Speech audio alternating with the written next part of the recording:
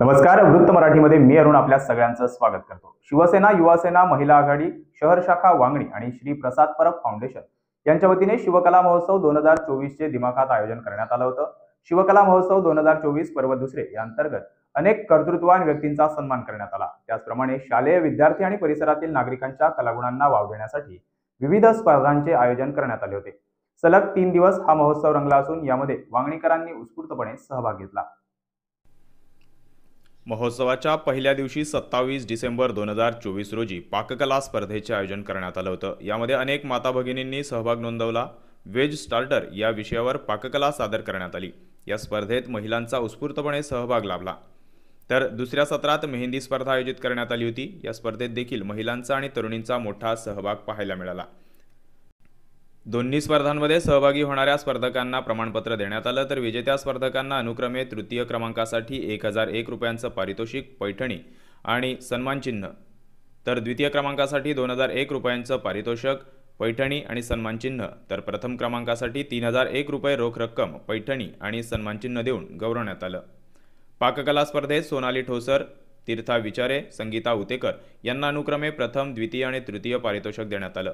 तर मेहंदी स्पर्धेत मृदुला मोरगे, दुर्वा चौहान, मानवी गोळे यांना अनुक्रमे प्रथम, द्वितीय आणि तृतीय पारितोषिक देण्यात आलं। पहिल्या दिवसाच्या स्पर्धेचे उद्घाटन ठाणे जिल्हा महिला आघाडी प्रमुख अनिताताई बिर्जे, सुप्रसिद्ध गीतकार अक्षय म्हात्रे यांच्या हस्ते करण्यात आले।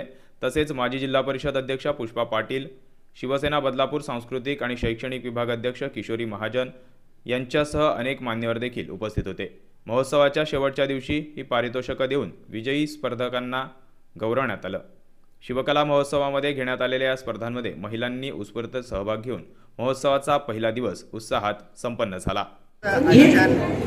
शिवसेना, युवासेना, महिला शहर शाखा वांगणी त्याचबरोबर प्रसाद परब फाउंडेशन आयोजित शिवकला महोत्सवामध्ये आज मला इथे संधी मिळाली। ही म्हणजेच आमचे मित्र प्रभात परब आणि प्रतीक परब यांच्या हस्ते।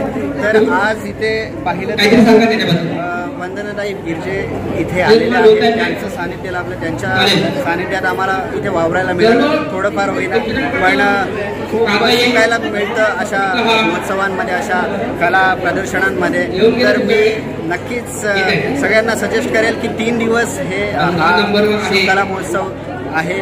तर प्रत्येकाने इथे येऊन, वांगणी शहरामध्ये येऊन या कला महोत्सवाचा आनंद घ्यावा आणि या कार्यक्रमाची शोभा वाढवावी। सुंदर आहे की संस्कृती कशी जोपासावी या अशा कार्यक्रमांमधूनच आपण सादर करत असतो। आणि इथल्या महिलांचा उत्सव बघता की आज मी यांच्या कार्यक्रमात खरोखरच नावाजण्यासारखा कार्यक्रम आहे आणि त्यांना मी शुभेच्छा देते। सर्वांच्या परिचयाच्या बिर्जेताई आज इथे वांगणीत उपस्थित होत्या। महिला मंडळ असू द्यात, महिला आघाडी असू द्या, अनेक महिला आहेत ज्या तुम्हाला प्रेरणास्थान समजतात। काय मार्गदर्शन कराल त्यांना? शिवसेनेमध्ये काम करत असताना शिवसेनेचं हेच एक वैशिष्ट्य आहे की इथे आम्ही जिजाऊंची प्रेरणा घेऊन पुढे जात असतो आणि ही प्रेरणा घेऊन पुढे जात असताना अशा असंख्य आमच्या भगिनी जशा एकमेकीला आम्ही जोडलेला असतो। माननीय आनंद दिघे साहेबांसोबत आपण काम केलेलं आहे। आपली कारकिर्दी सर्वांना माहितीच आहे।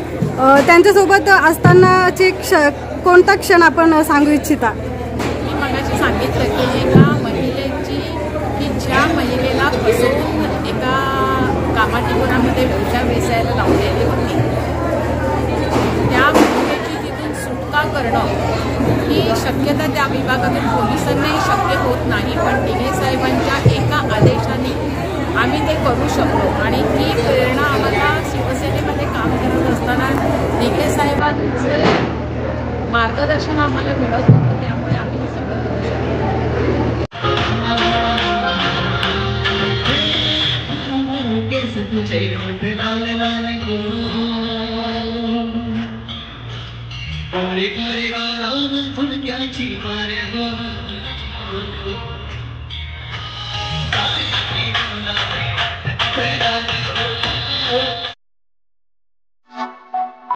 Like, comment, share and subscribe.